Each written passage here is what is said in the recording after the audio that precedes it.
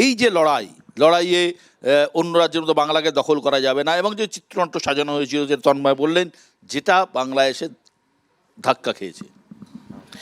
কিছু ধাক্কা খায়নি, সবই নজিরবিহীন ঘটনা বলছেন তো। গোটা দেশ জুড়ে আর রাজ্য জুড়ে সত্যি নজিরবিহীন ঘটনা ঘটছে। কেন বলছি, যে প্রথমে বললেন ফাইল দেখাবো বলে এখন নিজেই নিজের ফাইল নিয়ে দৌড়ে পালাচ্ছেন। একসময় কথা ছিল নাকি অন্যের ফাইল খুলে বার করে দেখাবেন বলেছিলেন, এখন নিজের ফাইল দৌড়চ্ছেন। আর এই সজল ঘোষ বলছিল ভাইও बहनों 1.5 करोड़ घुसपैठिया को चुन चुन के निकालेंगे। এখন আমার বাবার বয়স কত, মায়ের কত, কটা ছেলে মেয়ে, ও এখন এই চুনতে বসেছে।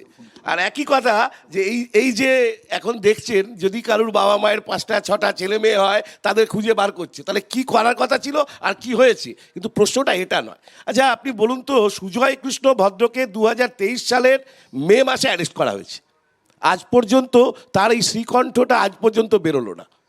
আবার না জানি কাল বাদে পরশু দিন গিয়ে এই মামলাটাকে তুলে নিয়ে আসা হবে। লিপস অ্যান্ড বাউন্স রেড হয়েছিল, মাল পাওয়া গেছিল, হাইকোর্টের বিচারপতির রেকর্ডে আছে এখনো পর্যন্ত কি কি মাল সিজ হয়েছে, তার মালিক কারা সেটা পর্যন্ত ইডি বা সিবিআই হাইকোর্টে জমা দেয়নি।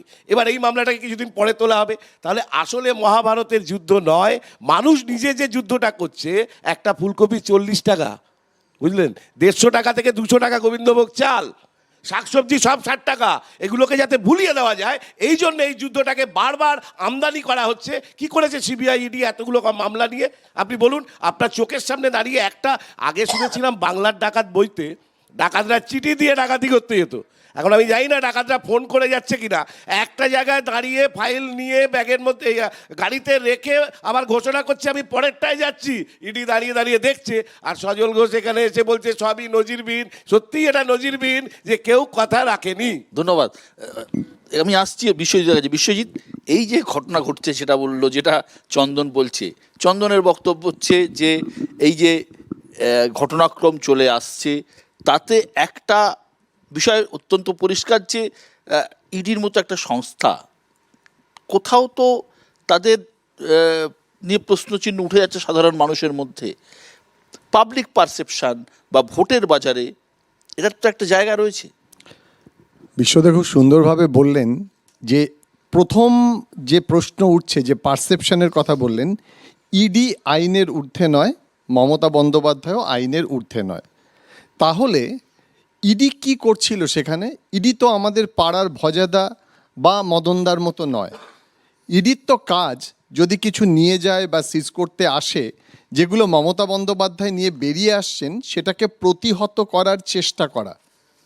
ইডি কি সেটা প্রতিহত করার চেষ্টা করেছে? করেনি। তার কারণ ইডির সেই ধক নেই। আমার কথা নয়, পাবলিকের পারসেপশন নয়, আমি সুপ্রিম কোর্টের কথায় আসব। তাহলে মমতা বন্দ্যোপাধ্যায় পারলেন কি করে? মমতা বন্দ্যোপাধ্যায়ের আসল শক্তিটা হচ্ছে জনগণের শক্তি।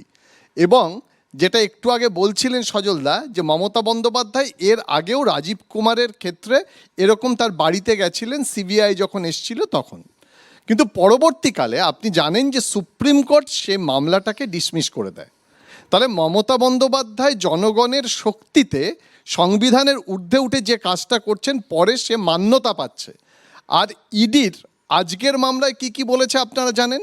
কিন্তু এর পাশাপাশি আপনি দেখবেন 2025 সালে সুপ্রিম কোর্টের মামলা, বিচারপতি গাওয়াই এবং চন্দ্রশেখর তারা বলছেন যে ইডির কাজেরও একটা সীমা থাকা উচিত।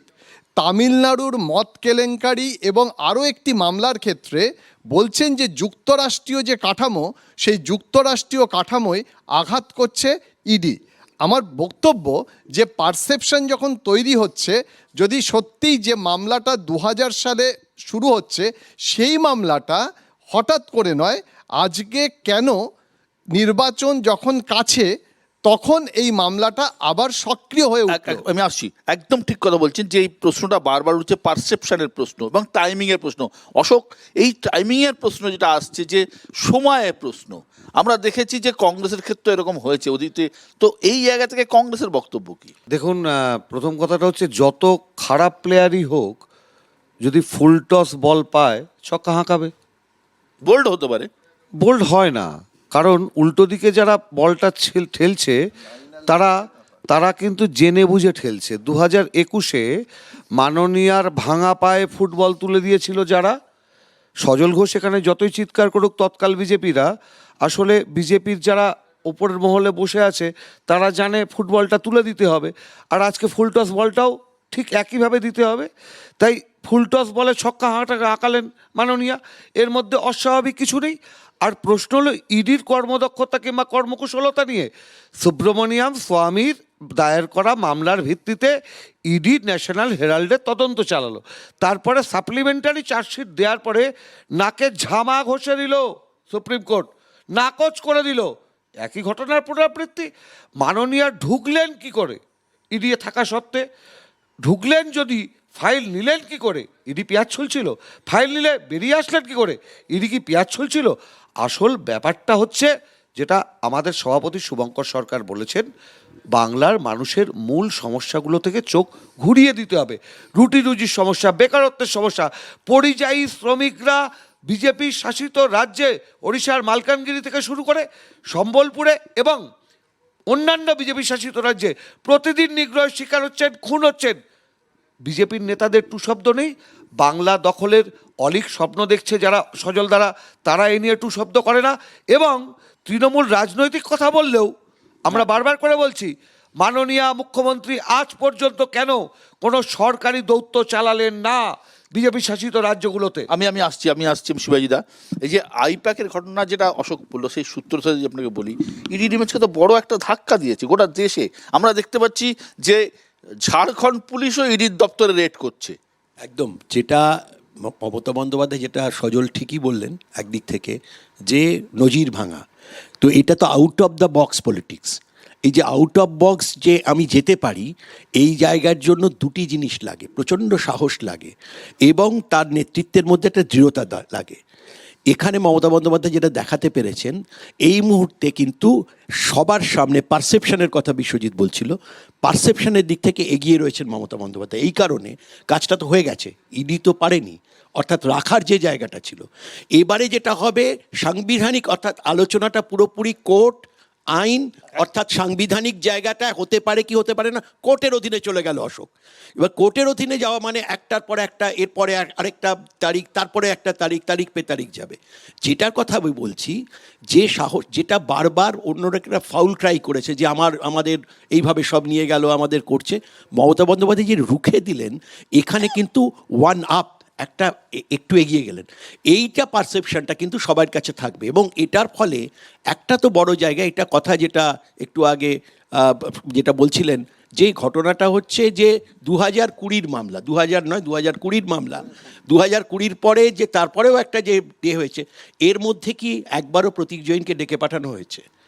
তিনি কি ওখানে বারবার সেটা বলছেন যে তিনি কি বাধা দিয়েছিলেন? ওরা বলছে যে না, আজকে যে পঞ্চনামা দিয়েছে, পঞ্চনামা নিয়ে আমি দেখছিলাম বিরাট আর্গুমেন্ট হচ্ছিল, সেই পঞ্চনামাতে কি কোথাও বলা হয়েছে যে তাদেরকে আটকানো হয়েছে? স্মুথলি সমস্ত হয়েছে সেটা বলেছেন। এবং তার ওপরেই যে আর্গুমেন্টটা হচ্ছে, তারপরে বলছেন যে থেফট হলো, তারপরে বলছেন যে ডাকাইটি হলো, ইত্যাদি বলেছেন, ডাকাতি বলেছেন, চোর চুরি বলেছেন, যেটার কথা সজলও বললেন। প্রথম কাজ হচ্ছে এনফোর্সমেন্ট ডাইরেক্টরের মানি লন্ডারিং। সেই তার কি প্রমাণ, কার কোথায় নোটিশ, এবং যদি দেখা যেত হ্যাবিচুয়াল অফেন্ডার, যে তিনি আসছেন না, কোঅপারেট করছেন না, প্রতীক জৈনের কথা বলছি, তাহলে এই জিনিসটা হচ্ছে। তিনি যখন একটা দলের, আজকে আইপ্যাক একা নয়, এখানে সুনীল কানুগোলা এবং এরা সবাই বিভিন্ন সময়, রেবন্ত শর্মার সময় তারা ছিলেন এবং তারা ওখানে একই রকম, ওদের এটা আইপ্যাক, ওদের হচ্ছে ইনক্লুসিভ মাইন্ড। আজকে আমরা অস্বীকার করতে পারি না, বিশ্ব 1 মিনিট খালি বলে নিতে চাই তোমার কাছ থেকে সময় নিয়ে, সেটা হচ্ছে যে আজকে কিন্তু পলিটিক্সের ধরন পাল্টে গেছে। 50-এর দশক, 60-এর দশক, 70-এর দশকের যে পলিটিক্স, আজকে কিন্তু একটা আমেরিকান স্টাইল হয়ে গেছে। যেমন আমরা মুখ খুঁজি, ওখানে নরেন্দ্র মোদীর নামে ভোট হয়, এখানে মমতা বন্দ্যোপাধ্যায়ের নামে ভোট হয় বা অন্য কারুর নামে ভোট হয়। এখানেও যেটা হচ্ছে, যে ধরনের আমেরিকাতে দেখি, যে ধরনের লবিং, যে ধরনের আগে যাদের স্ট্র্যাটেজিসদের ঠিক করা, একদম সেই লাইনে চলছে।